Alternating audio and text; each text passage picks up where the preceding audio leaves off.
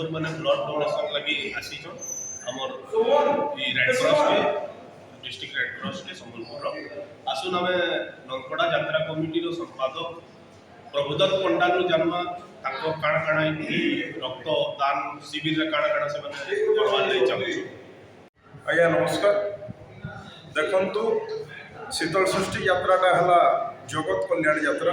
ए जगत कल्याण यात्रा को सर्वपुरातन शीतल षष्ठी यात्रा कमिटी नंदपड़ा दृष्टि रखिके आज जितेबले सारा संबलपुर रे रक्त अभाव देखा से रक्त आशायी लोक मान केमती रक्त मिल सब प्रयास कर प्रथम ए युव कार्यकर्ता शीतल षष्ठी यात्रा कमिटर जी भी अच्छा जिते रक्तदाता अच्छा से हृदय फास्ट धन्यवाद जनइबी कहीं समाज उत्सर्गीकृत सब बड़े नंदपड़ा शीतल षष्ठी यात्रा कमिटी आ गोटे आशा गोटे भरोसा रोगमुक्त संबलपुर।